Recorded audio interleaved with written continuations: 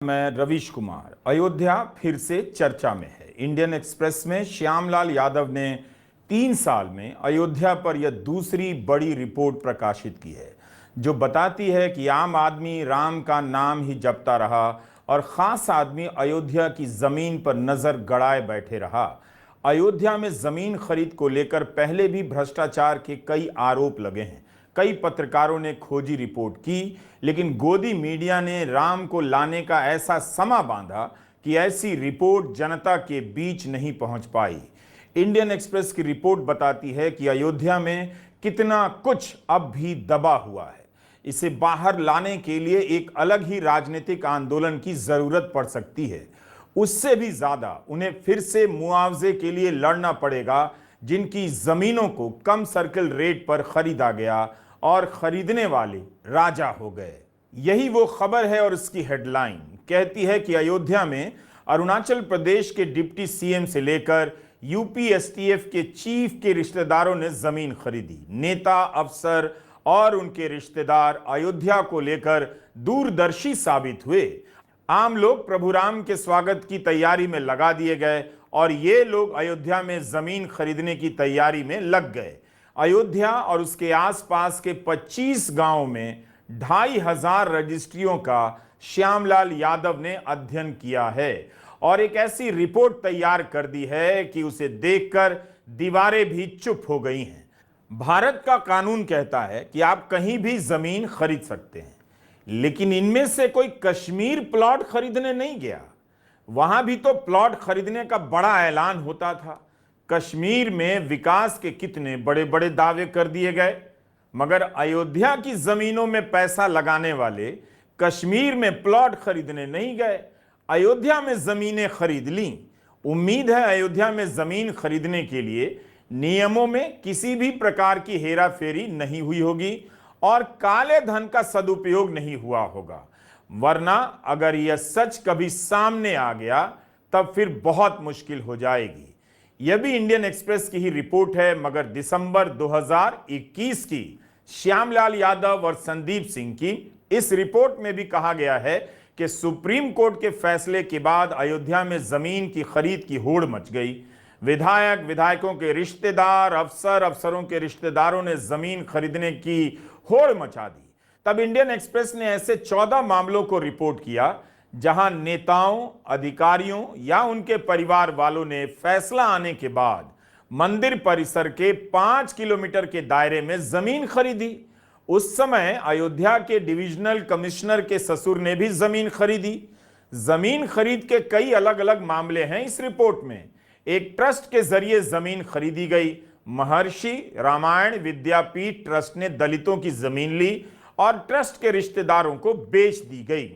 तब नेता विपक्ष मल्लिकार्जुन खड़गे ने यह मामला राज्यसभा में भी उठाया।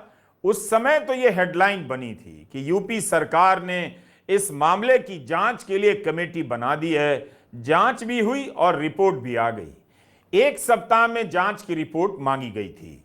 उस रिपोर्ट में क्या सुझाव दिए गए, किस तरह की गड़बड़ियां पाई गईं, कौन कौन दोषी पकड़ाया, इन सब की जानकारी सार्वजनिक नहीं है। अगर होती तो एक्सप्रेस की रिपोर्ट में भी उसका जिक्र होता ही। योगी सरकार को कम से कम वो रिपोर्ट अब सार्वजनिक कर देनी चाहिए। वैसे 2021 में अयोध्या में जमीन की खरीद को लेकर एक से एक खबरें आ रही थीं, मगर जांच और खंडन के बाद मामला शांत हो जा रहा था। इंडियन एक्सप्रेस की इस खबर के पहले जून 2021 में समाजवादी पार्टी, आम आदमी पार्टी ने कई आरोप लगाए। मनीष सिसोदिया से लेकर संजय सिंह तक के कई बयान हैं। आरोप कुछ ऐसे भी थे कि कुछ मिनट पहले एक जमीन करीब 2 करोड़ में खरीदी जाती है और थोड़ी देर बाद उसी जमीन को कथित रूप से श्री राम जन्मभूमि तीर्थ क्षेत्र ट्रस्ट 18 करोड़ में खरीद लेता है। तब काफी हंगामा हुआ। मिनटों में इतना दाम कैसे बढ़ गया, किसे फायदा पहुंचाया गया। दिसंबर 2021 के बाद 10 जुलाई 2024 को उसी इंडियन एक्सप्रेस में अयोध्या से 2 रिपोर्ट छपी हैं, जो यह बता रही हैं कि हम और आप प्रभु राम की आराधना को जिस तरह से देखते हैं या देखने के लिए कहा जाता है, पैसा और पावर वाले उनकी अयोध्या की जमीनों को कुछ और निगाह से देखते हैं। सवाल है कि इन लोगों को पता था कि अयोध्या मंदिर के बाद क्या होने जा रही है, क्या प्लान बनने वाला है, उसके बाद जमीन का भाव क्या होगा, क्या अयोध्या के आम लोगों को जानकारी थी? जिन अफसरों और उनके रिश्तेदारों ने वहां जमीन ली है, देखा जाना चाहिए कि उस तारीख से कितने महीने के बाद उन जगहों के लिए विकास की कोई योजना लॉन्च होती है और जमीन के दाम आसमान छूने लग जाते हैं।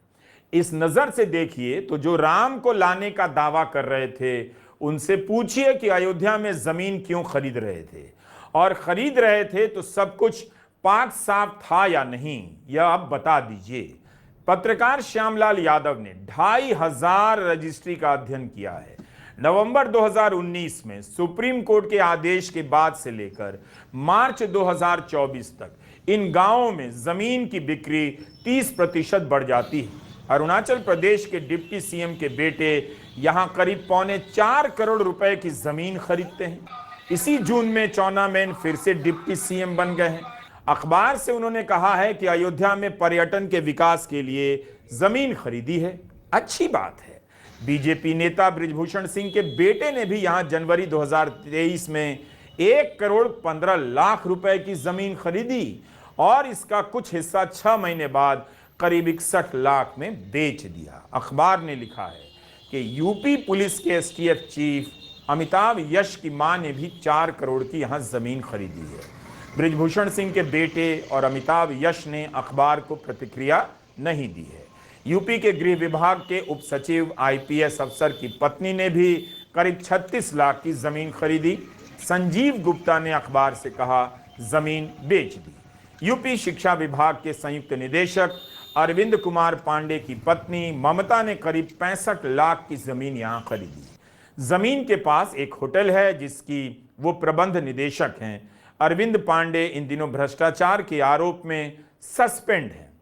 यह रिपोर्ट दिखाती है कि अयोध्या के आसपास भूस्वामित्व कितना बदल जाता है, कैसे कैसे लोग, किन किन पदों पर बैठे लोग जमीन खरीदते हैं। यूपी के अलावा दूसरे राज्यों के पैसे वाले यहां जमीन खरीदते हैं। यही नहीं, कॉरपोरेट घराना भी यहां जमीन खरीदने के लिए एक अलग से इकाई की स्थापना करता है। उस इकाई के नाम से जमीन खरीदी जाती है। किसी का यहां होटल बनाने का इरादा है तो कोई रेसिडेंशियल प्रोजेक्ट करना चाहता है। अदानी ग्रुप ने भी अलग इकाई बनाई है। एक्सप्रेस ने इसका नाम लिखा है होम क्वेस्ट इंफ्रा। इसकी तरफ से अयोध्या में 3.5 करोड़ की जमीन खरीदी गई है। रियल एस्टेट की एक बड़ी कंपनी है HOABL, इसने 100 करोड़ से ज्यादा की जमीन खरीदी है। यह कंपनी महाराष्ट्र के मंत्री प्रभात लोधा के बेटे की है। प्रभात लोधा के पिता गुवाहाटी हाई कोर्ट के चीफ जस्टिस थे, बीजेपी के सांसद भी बने और 80 के दशक में राम मंदिर निर्माण को लेकर राजनीतिक रूप से सक्रिय हो गए। यह सब इंडियन एक्सप्रेस ने आज पहले पन्ने की रिपोर्ट में छापा है। हम उन्हीं की रिपोर्ट से आपको बता रहे हैं। तो अयोध्या के लोग जल्दी ही अपने आसपास एक दूसरी अयोध्या देखने वाले हैं। एक्सप्रेस की एक दूसरी रिपोर्ट 10 जुलाई को ही छपी है। यह रिपोर्ट बताती है कि अयोध्या में 7 साल से सर्किल रेट नहीं बदला। सर्किल रेट जमीन की संभावित कीमत के आधार पर जिला प्रशासन तय करता है और इसी के आधार पर प्रशासन अपने अधिकार क्षेत्र की जमीनों का अधिग्रहण करता है। इससे तो आम लोगों को घाटा हो गया सर्किल रेट नहीं बढ़ाने से। क्या अफसर खरीद रहे थे इसलिए सर्किल रेट नहीं बढ़ाया गया? क्या बीजेपी से जुड़े लोग खरीद रहे थे इसलिए सर्किल रेट नहीं बढ़ा? यह तो किसी को पता होना चाहिए कि मंदिर के फैसले के बाद अयोध्या में जमीन की कीमत बढ़नी है।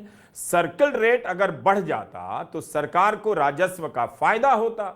अब इसका अध्ययन होना चाहिए कि अगर सर्किल रेट बढ़ा दिया जाता तो राजस्व कितना आता? क्या 1000 करोड़ से ज्यादा का राजस्व आता या कुछ 100 करोड़ का राजस्व आता? क्या इतना घाटा हुआ है? सर्किल रेट का फैसला तो जिलाधिकारी करता है। अब अगर कमिश्नर साहब को जमीन लेनी है तो डीएम साहब क्यों सर्किल रेट बढ़ाएंगे? ये सवाल तो आप पूछ ही सकते हैं। इंडियन एक्सप्रेस की रिपोर्ट में कहा गया है कि सर्किल रेट बढ़ाने को लेकर दुर्गा प्रसाद यादव नाम के किसान ने अक्टूबर 2021 में उच्च न्यायालय में केस भी किया उनका कहना था कि यह इसलिए बढ़ाया जाना चाहिए क्योंकि सरकार द्वारा किसानों की जमीन के अधिग्रहण के वक्त उन्हें मिलने वाला मुआवजा इसी सर्किल रेट से तय होता है। उत्तर प्रदेश में सरकार शहरी इलाकों में सर्किल रेट का 2 गुना और ग्रामीण इलाकों में सर्किल रेट का 4 गुना मुआवजा देती है। इसके जवाब में 2022 में न्यायालय में उत्तर प्रदेश सरकार ने हलफनामा दाखिल किया जिसमें कहा गया कि अधिकारियों द्वारा अयोध्या में सर्किल रेट का 2018, 2019, 2020 और 2021 में पुनर्मूल्यांकन किया गया और पाया गया कि जमीन की कीमतों में 2017 के मुकाबले कोई बदलाव नहीं हुआ, इसलिए सर्किल रेट में कोई बदलाव नहीं किया गया। जब इंडियन एक्सप्रेस ने इस बाबत उत्तर प्रदेश के IG stamp and revenue Rupesh Kumar से सवाल पूछा तो उनका कहना था कि 2022 और 2023 में अयोध्या के लिए नए सर्किल रेट प्रस्तावित किए गए थे, लेकिन उन्हें सरकार की स्वीकृति नहीं मिली, जबकि बाराबंकी, अंबेडकर नगर, गोंडा, बस्ती, सुल्तानपुर जैसे अयोध्या के इर्द गिर्द के इलाकों में इसी दौरान सर्किल रेट बढ़ाए गए। दोस्तों, क्या आप माइक्रोसॉफ्ट एक्सेल में काम करते समय फॉर्मूला भूल जाते हो? क्या आपको वो फॉर्मूला याद रखना बहुत मुश्किल लगता है? क्या आपको पता है इसका सबसे बड़ा रीजन क्या है? क्योंकि आपको कभी फॉर्मूला अच्छे से सिखाया ही नहीं गया। आपको पता है ज्यादातर लोग करते क्या हैं? या तो गूगल पे पूछ लेंगे, या तो यूट्यूब पे पूछ लेंगे, या आसपास के लोगों से पूछ लेंगे। मैं आपसे पूछता हूं, क्या आप ये सारी प्रॉब्लम आज इसी वक्त खत्म करना चाहते हो और माइक्रोसॉफ्ट एक्सेल के अंदर खुद को पावरफुल बनाना चाहते हो? तो दोस्तों, तो ये मामला है, सर्किल रेट नहीं बढ़ाने से अयोध्या के आम लोगों को सही मुआवजा नहीं मिला, ग्रामीण इलाके के लोगों को 4 गुना मुआवजा नहीं मिला, और जिसने जमीन बेची उसे सही दाम नहीं मिला, और जिन प्रभावशाली लोगों ने जमीन खरीदी उन्हें मुनाफा ही मुनाफा हुआ। जो राम को लाए हैं उनसे पूछा जाना चाहिए कि अयोध्या में क्या क्या खेल हुआ।